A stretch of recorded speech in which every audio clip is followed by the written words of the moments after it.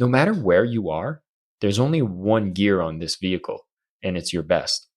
Where you start, where you go, all of it is the best at that moment. And so I find that we judge ourselves a little too much, especially on sales, which is feeling so vulnerable.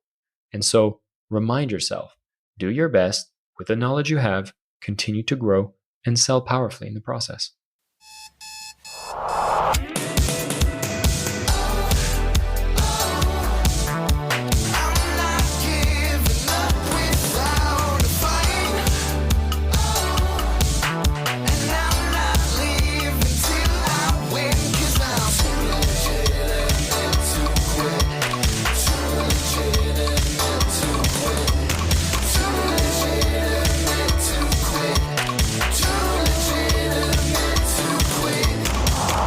Welcome to Too Legitimate to Quit, instantly actionable small business strategies with a pop culture spin.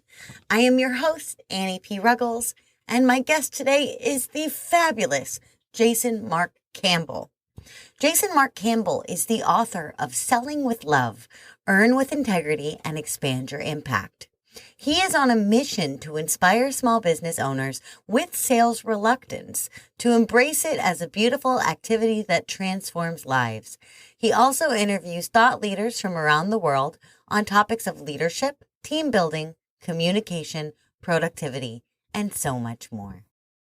Jason Marc Campbell, my brother in ethical, love-filled selling. What the heck do small business owners need to focus on this week?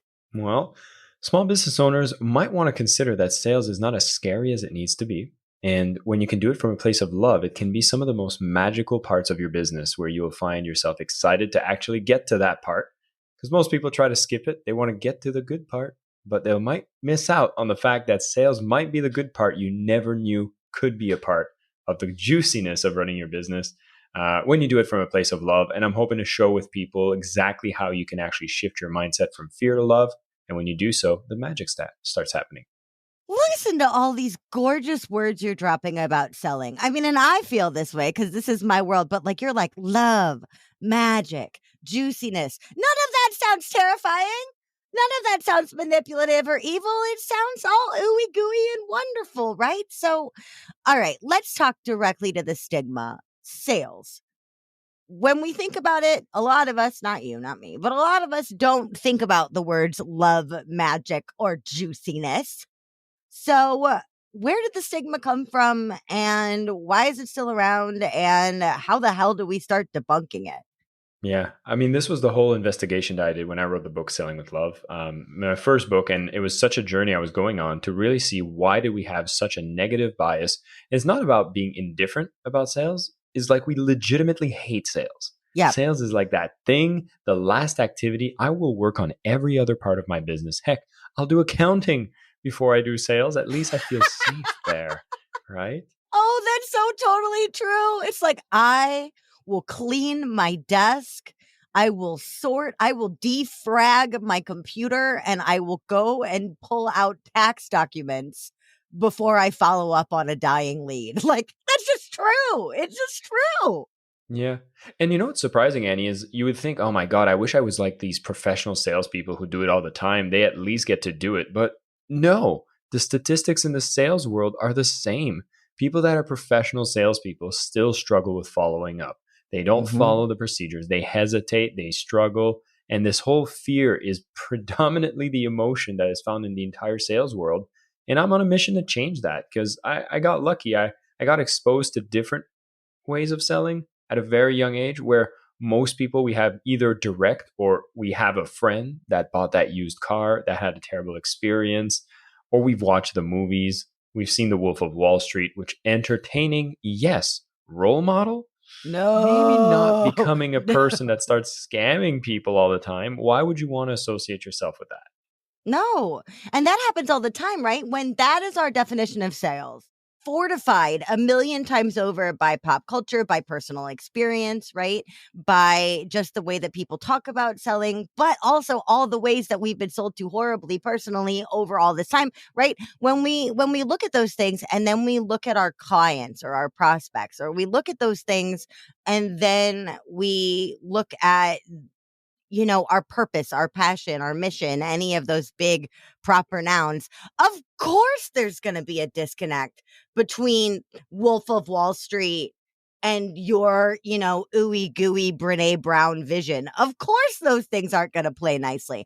And so we do exactly what you said, which is we look for ways to skip the step of selling. And one of the things I see with my people all the time in the Non-Sleazy Sales Academy is people come to me and they're so eager not only to skip the step of selling, but to farm it out, right? To delegate it. So they're like, I will market myself to death and then I will bring in a closer. And when I bring in a closer, I will give them all of my profits as long as they do the scary part for me. And I tell people all the time, you are your own closer. Keep your money. You think that you have to transform into some other person in order to close, and that's dead wrong. So why do you think we have this idea that if we just bring in a Deus Ex Machina in this Gordon Gekko format, that it will A, help our business, and B, not totally kill our business when the prospects we lured in with love and ethics are suddenly turned over by your own hand to some shark closer? What the heck do we do about that? Yeah, it's so interesting, right? Because we all know we need sales. It's something that we fundamentally understand that if a business to exist needs to have a sale, it's a transaction, money needs to be exchanged. But what's funny is that we start thinking about sales and we define it based on examples of all the negative sales experiences, Right. because that's the only ones we really remember and associate with sales. Every great sales experience you've had, like I had somebody mention this quote, and I thought it was funny. It was like, you can go and buy, it was Sarah McCrum, just to give the credit. She's like, when you go and buy a loaf of bread, a sale is made, but we don't feel any emotions about it. We don't remember it. We don't think about it. Thank you. And so what do we think about in sales? Oh yeah, when I tried to buy that cell phone package and it was a terrible experience, the person was pushy. Okay, someone told me I need to do sales. I should mimic the bad sales experiences that I remember right now. And that is how I think sales should happen. And this is the biggest issue. It's like 80% of sales, because let's be honest, sales as a professional is not a category of profession that you need to be certified, trained, filtered out. You get a name card, or not even need a name card. You pick up the phone and you're a salesperson. So Yep. you have a vast majority that are average, below average, and outright terrible. So if you're bringing sales into your organization and that's the baseline that you're most exposed to and most remember, then of course you have resistance. You don't want any of that. Yet, I wrote this book, and I know for you in the Non-Sleazy Sales Academy, we're not in the business of teaching anything new. We're in the business of highlighting the greatness that has happened generations for generations that we don't talk about. Yes. I was fascinated. There's a book in the 60s called The Greatest Salesman in the World. Are you familiar with that one? I have that book. It's a classic. Oh my God, I have this book. It is an absolute classic, and everything in it is like, meet the customer where they are. Listen more than you talk. And it's like, y'all, to your exact point, not new. Customer service, not new. Do you remember the first one? Oh my God. What was the The first one? No, first tell one me. is love. Yes. Where is this book? I'm like ripping my office apart now, listener, trying to find this book because it's so foundational, but we've moved away from it through 1,000 tiny stigmatized sales. And I freaking love that you brought out that we catalog the negative, but we do not catalog the positive. So that barista that totally got us to upsell into a cake pop when we didn't want one, but damn, that cake pop tasted great and made our whole day.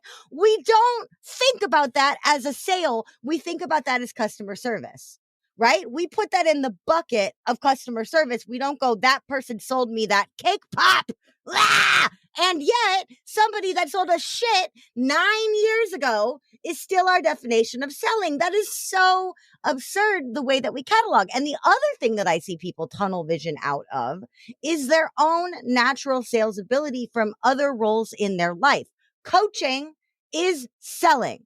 Parenting is selling. nursing is selling. Social work is selling. And so I get all of these helper type people that come to me and they're like, Annie, I can't sell. I'm horrible at selling. And I'm like, did you get your kid to eat broccoli yesterday? Because that was sales. We also don't count those things as the ability to convince people to do what we know is in their best interest, aka selling, right? So what the heck? Why are we, when given so much glorious information, still so afraid to try love-led selling for ourselves?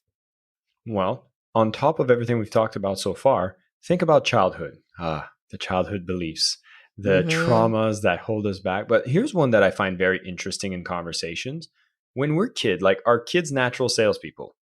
No, but They're yes. shameless. They're Right? shameless and terrible. They don't care. They really don't care about anybody but themselves. So when they Right. want something, they just ask for it. They Yep.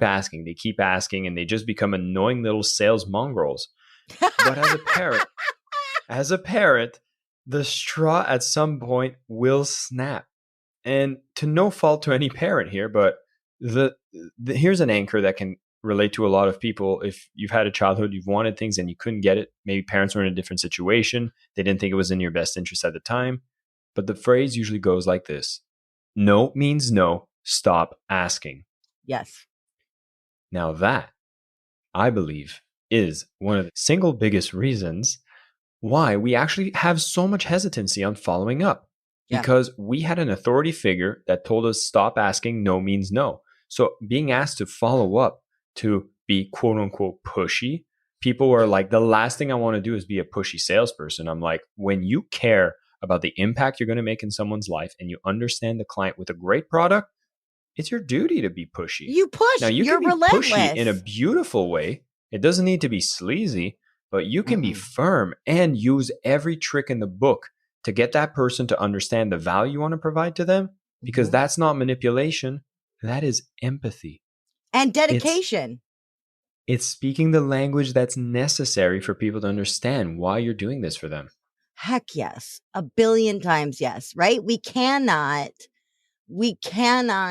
sleep on things like follow up, because our competitors who care less about them than we do are not sleeping on the follow up, right? But I love that you're like, our kids natural salespeople. And I'm like, no, yes. Well, and my first thought was, and it's so funny that it goes back to this, because we're talking to people who are selling their own products and services, right? Where we've left the confines of selling somebody else's widgets and wrapping paper, and now we're out, selling our soul, our vision, our purpose, our methodologies, right? Whatever it may be. And what's like so freaking bonkers about that is, when I think back on a kid and I talk about one of these two things a lot, I talk about door to door, like cookie, popcorn, wrapping paper sales, which is, you have to do it. There's somebody else's metric on top of it, and they give you very little training. And then the parents are like, stranger danger, don't talk to strangers.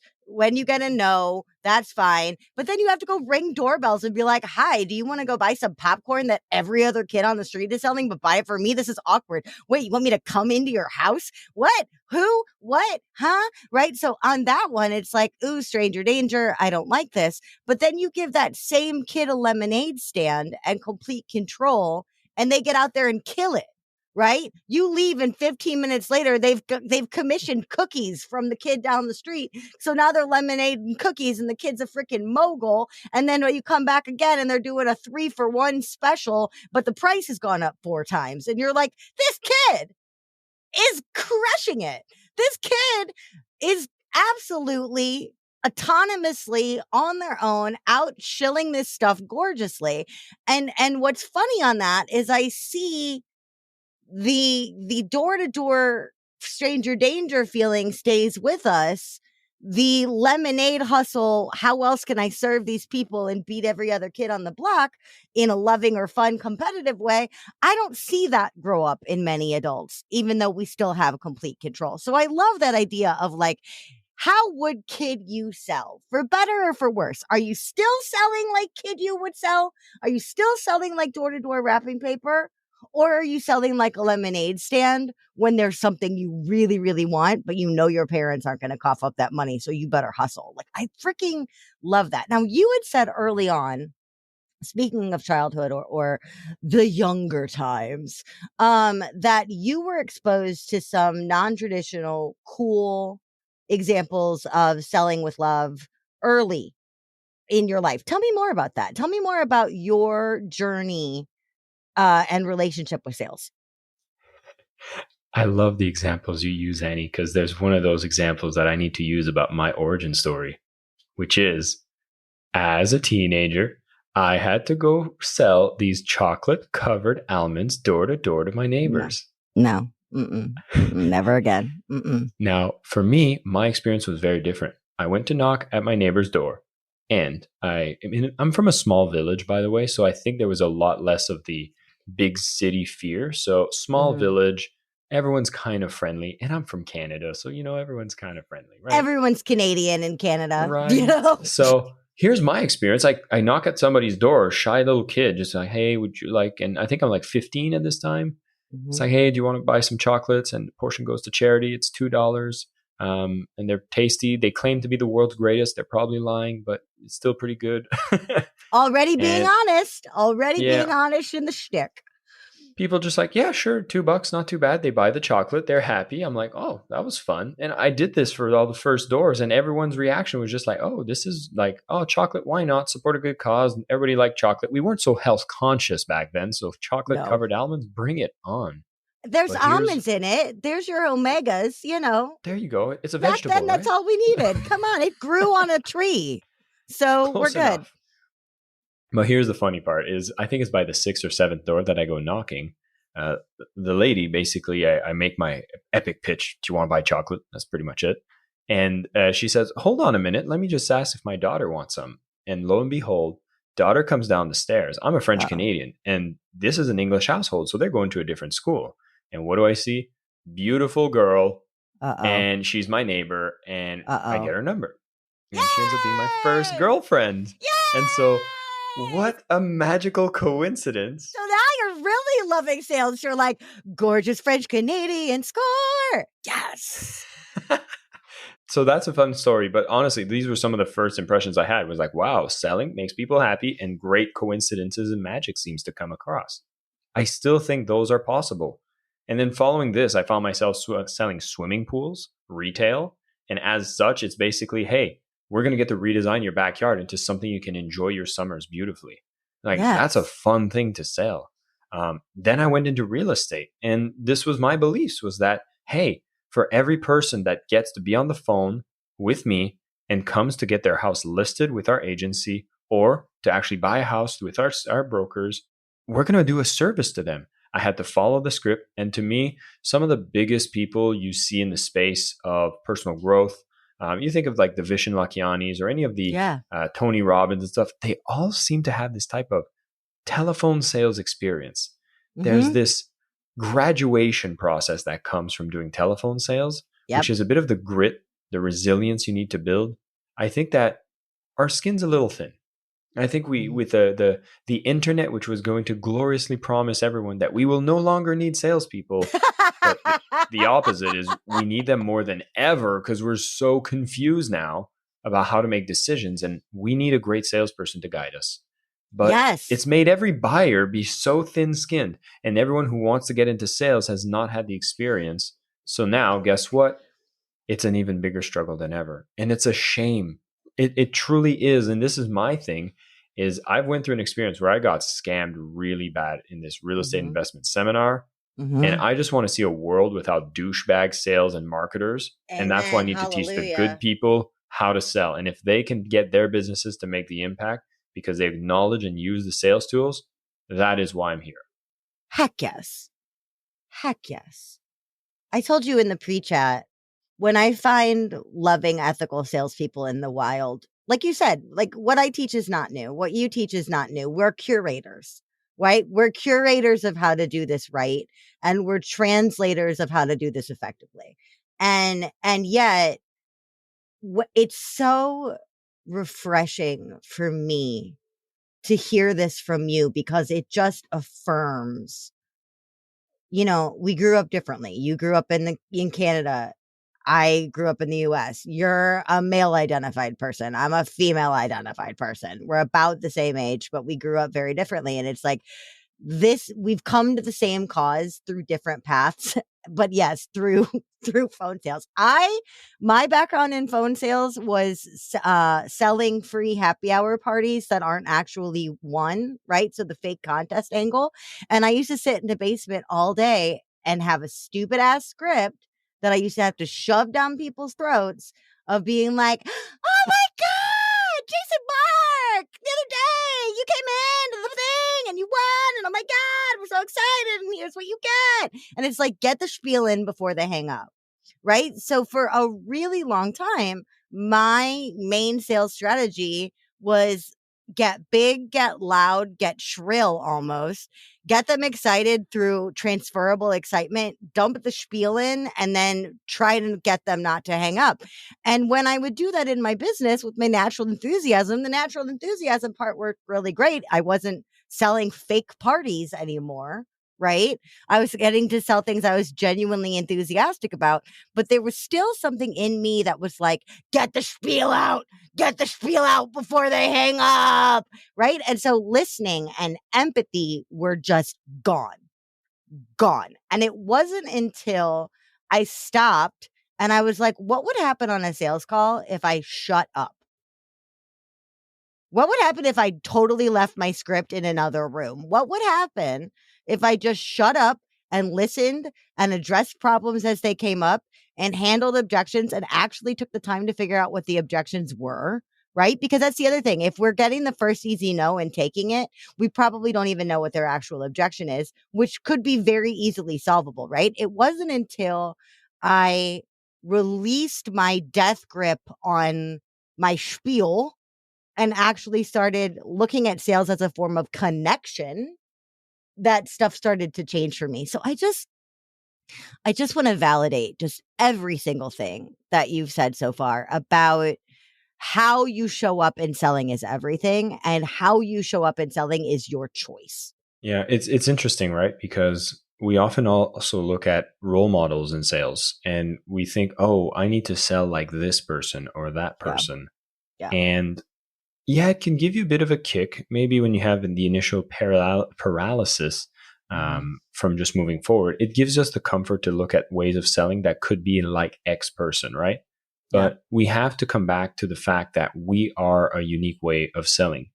And I love just looking at the differences. You can see someone like, Tony Robbins, if I look at personal growth examples, I worked in this industry for a while, so I'll probably use most of those.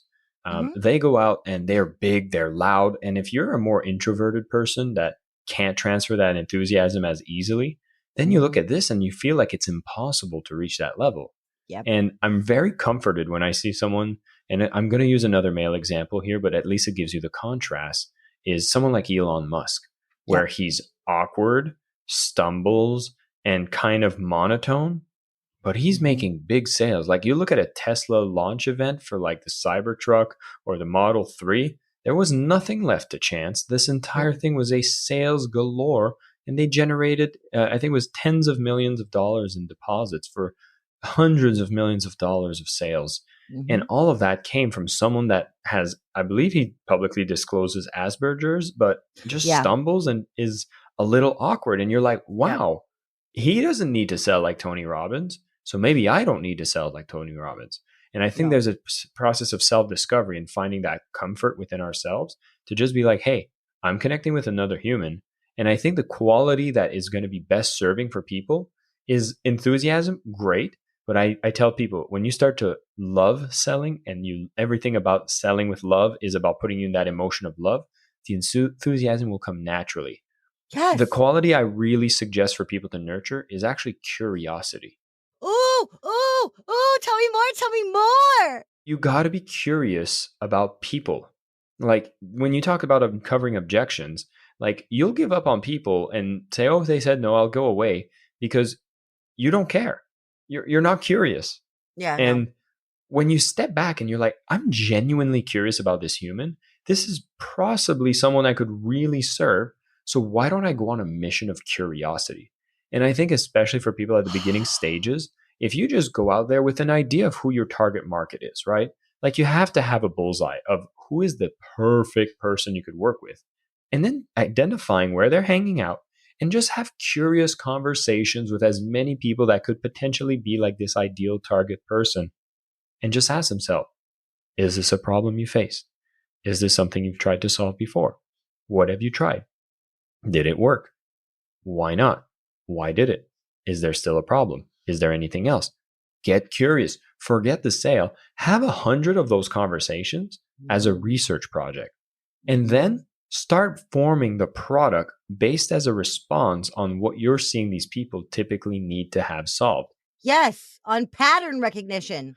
From every one of those conversations, at the end of a conversation like this, which, okay, I don't want to go into the sales mode yet because that's too scary. But you could say, listen, I might be putting something together that could solve your exact needs. Would it be okay if I follow up when it's ready?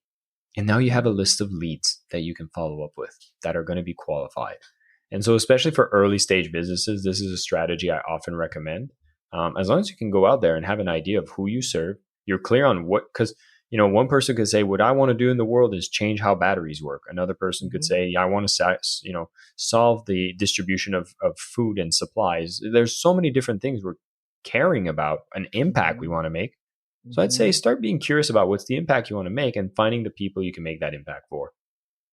Also, A Mission of Curiosity is the title of your next book, please. That is just freaking gorgeous, right? Because that's what it is. Get curious. And one of the traditional things about Avatar, not the show, Avatar, the practice, is like, what's their favorite pizza? I'm like, that's not the curiosity I want. The curiosity, fine. If you want to know their favorite pizza because you're a pizza enthusiast and it matters to you, then great. But I want curiosity about who's burned them in the past and how we can make up for that. I want to know how they measure success. What are their metrics of success? I want to know what the hesitation is for their other deciders, right? Because they're not making this purchase alone in a lot of the time. That's the kind of curiosity we're talking about. And so when you're talking about a mission of curiosity, looking at this from all sides, I want to make sure that we're not also just getting mired in surface detail that doesn't matter. We want to know them better so we can serve them deeper. All right. Before I go crazy, I've also brought you here for another purpose. And what's going to be absolutely hilarious about this is we have created this like casserole of love and warmth and curiosity and joy and sweetness and light and charm. And now I get to be like, what does all of this have to do with Attack on Titan, arguably the most gory, violent anime / manga ever, right? So we're going from this lovey door-to-door almonds young love story into people literally getting eaten in front of their children. Jason Marc, what the hell is going on with any of that with this? What does Attack on Titan have to do with selling with love? If you go forward and sell with love, you need something to purge, and this would be the show. No. Oh my God. Right. We all need a counterbalance. Exactly. No, I'll tell you why this is actually really interesting, because anime is really a fun genre. It's getting a lot of popularity. And when you look at a show like Attack on Titan, it's actually one of the most in-depth, complex stories. And I don't want to reveal any kind of spoilers, but most of animes, you'll have like a hero is X and he finds bad guy Y, and he maybe gets the girl or gets the guy. They go on adventures, and you know what everything is. You're like, these are the good guys, these are the bad guys. Yeah. But when you're in Attack on Titan, you're given a set of assumptions, but people start getting curious about what's going on. People start asking questions. They're doing research. They have these giant monsters that are coming in and relentlessly trying to attack them and eat them whole. These would be the negative salespeople. And you just say, all these salespeople are bad. These giant monsters are just coming in, taking over. They're taking away our children. What's happening? This is as close as I can make the parallel here.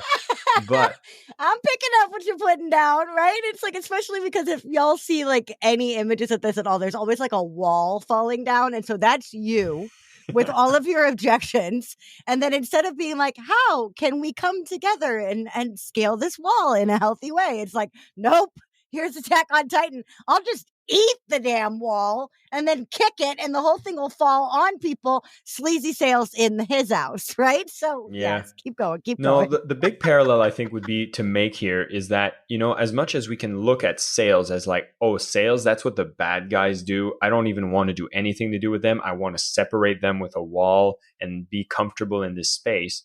There's so much more out there for us to discover. We're not even aware of what possibilities exist in the way that we grow a business. And if you look at everything around sales like big, scary monsters, and you don't take the time to understand that, oh, maybe at the back of their neck, you can just make a cut there and they'll fall down and be defenseless. Hint, hint. You can start to see that things get a little more complicated. It's not just about bad guy salesperson and you good person.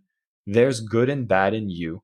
There's reasons why people end up being in the type of negative salesperson. And you have to have compassion.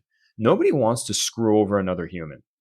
Circumstances make it so that you feel compelled to do that. Yes. I was on a conversation with a gentleman, I believe it's Chris Walker, and we talked about, he asked me a question. He was like, can someone who's being needy be selling with love? And What a no, great question. it is a great question. I couldn't come up to the answer as quickly as I do now, but the answer is no. See, abundance is what allows for selling with love to flourish. If you're desperate and you're trying to pay rent, it's very difficult for you to sell with love because you're so blinded by your needs of now. But selling is a long game. Out of 100 people you meet, maybe 2 to 5% would be open to buying now. But the vast majority, like 60+%, would be open to buying from you later. And many studies we do, when I was working at Mind Valley, which is an online personal growth company. Yay! Yeah. We noticed that most people that made their first purchase would be in the database for at least 90 days. So if you feel like you need to close a sale to make your quota this month, you're compromising on the abundance that you can provide for people you're having conversations with that will want to buy eventually. Yeah. So again, the parallel with the show is definitely just saying we're not just innocent people and the bad sales are there. We need to see that there's good and bad in ourselves. We need to be as abundant as possible. We can seek to understand why people decide to behave that way and not treat every salesperson like an evil demon. There's something for you to learn from every one of them, and your world might be turned around and realize that it's much bigger than you thought, and your business might expand when you start to integrate sales as opposed to treat it as shadow material. Oh my God. How did you just pull that off? That was gorgeous. Freaking gorgeous. But, one of the things is like, they're always, because the people are like, I drank this serum and now I have the power of the Titans, or like, it's like very Spider-Man, like this radioactive spider bit me and now suddenly I'm Spider-Man, right? But there's part of that too, of that idea of like, that power is there for you to shape into good or ill, right? The raw power of selling is there for you. And rather than rebel against it, you could also use the exact raw power of selling to stick it to the bad guys by being more profitable and successful yourself using those exact same tools. Because like we've talked about all along, this is not new. Curiosity is not new. It's novel, but it's not new. It just gets put under everyone else's bravado, right? So I love that idea also of like becoming the Titan temporarily when you need to rise up against sleazier competitors, right? It's like if your presence is getting drowned out by the bigger, the bolder, the meaner, the nastier, you don't have to. I love what you said about enthusiasm. You don't have to rise to the same energetic level or volume decibel, but you do have to be willing to take up space for you and your prospect. If you can't take up space for you, take up space for them. Take up space so that the prospect has somewhere to grow and breathe, right? Because again, the competitors are just trying to break down the wall so they can eat your mom right in front of you. Well, what's interesting, especially in Attack on Titan, is everyone's very clear on what they're fighting for, and their beliefs are very strong and rigid.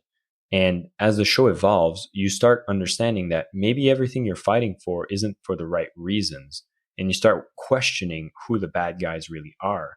Mm-hmm. And everything starts changing when you start to discover more.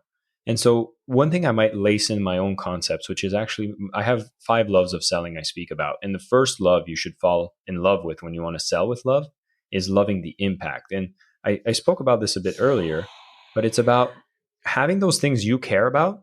And then you're going to go on a journey to really defend it. Like an example could be, I'm going to go out there and well, I'll give you an example of the swimming pools because I've done this. I'm out there and I'm transforming people's backyard and I'm doing some amazing things with swimming pools. And this is what I do. This is my purpose. This is the impact I want to make. And so I will go forth and sell. But then maybe new information comes where now this is not real information. I'm going to make it up to make a point. So please disclaimer, this is not a real statistic. But imagine that 50% of people with a pool, a child drowns. This is a false statistic for an example of extreme measure.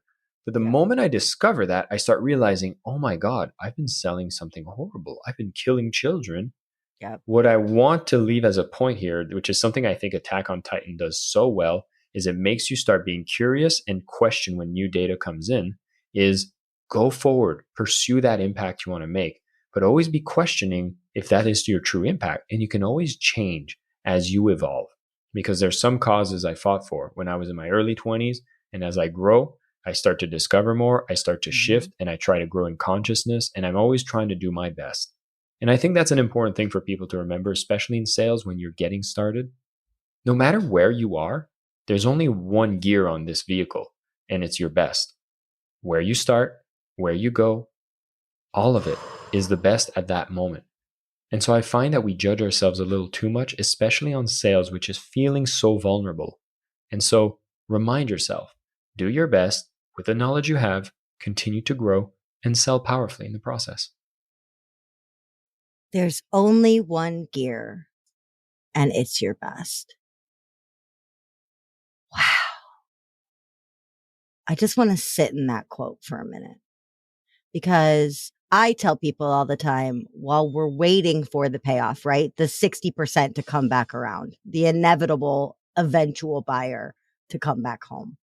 That requires so much tenacity. It requires so much patience, right? But still, when people are like, it's not moving fast enough, Annie, it's not happening fast enough, I'm not closing fast enough, the question that I routinely ask them is, did you do your best? Pass, fail, did you do your best? And if they said, yes, I showed up to the best of my ability, not my best ever, but my best capability of the moment, that's how we win the day, right? We do our best, whatever our best is in that moment. Oh, well, this has been the best. I feel like I need to go like lie down, cry, watch something violent, have an emotional purge, and then wake back up and make some money. So this is fabulous. I'm truly inspired. I got 2 more questions for you before I release you back to your gorgeous evening and to the next brain you're going to blow, because I know you're doing back-to-backs tonight. My first question for you is, you are given the power of Titans. You are given the power of Titans, and you know, much like on the show, different Titans, there's the smiley Titan and the beast Titan and the da-da-da-da-da-da. You are given the power of Titans. Let's put a time limit on it. For 15 minutes, you can morph into the biggest, scariest, or not scariest, but biggest, deadliest superpower imaginable. What Titan power are you harnessing for those 15 minutes, and how are you going to make that time count? Oh, that's a good one. Well, what I'm not going to do is use any of the existing powers that they have, because that would be way too much of a spoiler. And I'll give a hint to people. There's one of the powers that gets revealed only in the last season that changes everything. More on that later. But what I will say, as far as the powers go, you know, it's very interesting because one thing that's not a spoiler, I think it's known quite early, and I will use this one, is there's one of the powers for a Titan that can actually change people's memories. Ooh. But it's so powerful that I don't think it's right to use it. I think it actually is a big moral point within the story is Yeah. if you had the power to change people's memories, would you do it based on what your version of what the best memories you should let them have to be as happy as possible? And so you think of that superpower, you're like, oh my God, I'll eliminate all the negative sales experiences and biases or any of the pain we've ever felt. Let's just have everybody only have happy memories. But I don't think that's the point of living. Yeah. I've personally did an experiment where I mapped out my life in different areas, and one of the categories was actually emotional. And my beliefs around that was life is about the ups and the downs, and like the range of emotions you get to experience is actually what makes a life complete. And so the up can't be up without the down. Yeah. And so that's a way of me getting out of your question a little bit. But I will say, I'll do this. I will just comment on this thing. I would not use that power, but if I had to transform, I will transform into the big one that has like a 10 pack, looks goddamn sexy. And then I'll do a photo shoot because I'll be 10 foot tall and looking ripped with apparently no genital. Maybe I'll take back the genitals because they don't have genitals, but I want to keep the genitals. But I will look sexy, giant, and then I'll come back 15 minutes later and look at the photo shoot and say, like, hey, mom, look at me. Even the most benevolent salespeople in the world can still look out for number one. I love that you're like, look, I don't want to erase people's memories, but I will have a damn good branding photo shoot. Yes, on the honesty of that answer, because if you're going to have anything big, you may as well have giant abs. I love that answer. I can't Yes. argue with it. Jason Marc Campbell, if our listeners, and I so hope that they do, want to come into your world, start a conversation with you and learn from you. They're tired of hearing me squawk about sales. They want to hear you gorgeously break it down. What is the best way for them to come into your world? Well, I'll give them an answer and I'll give education at the same time. So I find LinkedIn has been so fabulous, growing well, being very powerful and connecting. But there's a mistake that a lot of people make is Okay. when they send a connection request, they don't add a note. And I get so many connection requests without a note. I'm like, who are you? I won't accept it. And so when you want to reach out to people, and again, for finding your client avatar, LinkedIn's amazing, and you can reach Yep. out to these people, do interviews, etc. I digress. If you go to LinkedIn and you simply connect with me, and you have to add the note that you found out about me on Too Legitimate to Quit, there's a few things I want to do for everyone. Number one, we'll have a conversation, which is fabulous. But more importantly, is I have this $200 course. It's a challenge for 5 days. I talked about 5 loves in selling. In this challenge, I get everybody to actually build maps to get clarity on how to come from love when it comes to the impact you want to make, the clients you want to serve, the product you want to build, the processes you want to apply, and of course, the ultimate love you need to work on if you want to sell from love, which is self-love, facing your Yeah, fears. baby. If you'd want crystal clarity on that so you can be unstoppable every time you get on a call and be like, hell yeah, I'm about to give some love with enthusiasm to this person, I'll give it to free. For anybody who puts Too Legitimate to Quit, connect with me on LinkedIn, say, I want that freebie. This is Yep. my 5 day challenge and I'll give it to free. For anybody who signs up, I'll just give it to you. Because if you're already listening to this podcast, I know you care about growing your business and you're one of the good people. And so if I can empower the good people to go through a transformation, to get clear, you'll be part of the army of enlightened sales individuals who are going to shift what is our view about what sales should be. And you're going to be the ones that succeed and drown out the douchebags who will not have a place to exist because you're out there serving like a king and a queen. And so that is what I would love to offer and a way to connect.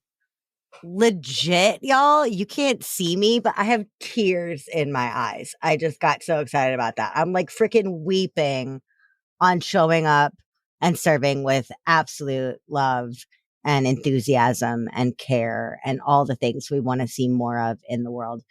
Thank you so much for being my guest today. It has been a true honor and pleasure to interview your beautiful heart and brain. It was a pleasure to be here. Thank you so much, Annie, for having me. And yeah, everybody, keep selling with love. Y'all, I'm going to pull myself together, stop crying, and be back in a second with my final thought and your homework for this week.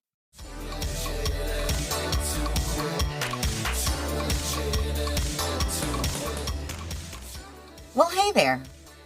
I have been thinking a lot about competition this week. My whole life, I have shied away from it.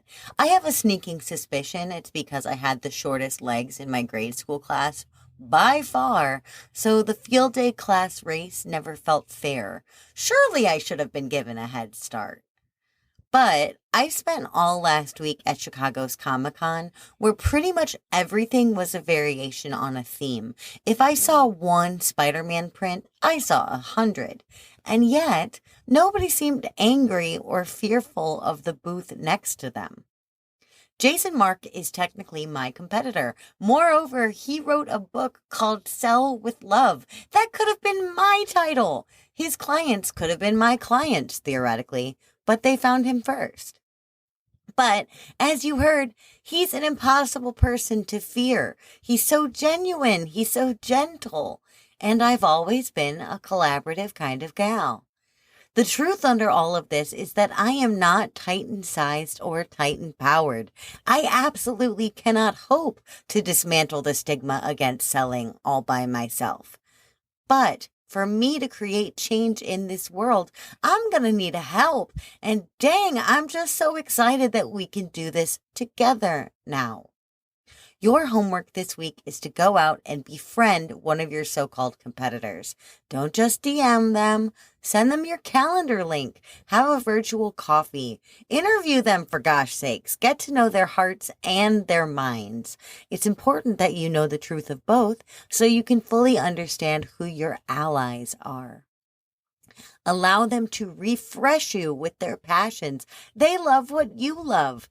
Be inspired by their spin on things. Jason Marc says sales reluctance. I say sales avoidance. Isn't that fascinating? Who knows what this convo might evolve into if you just give it a chance? Partnerships, referrals, publicity. Who knows? Maybe just a great new friend. But remember to show up as your true self, not all puffed up and fancified. If we want to get to know the real them, we need to show up as the real us, too.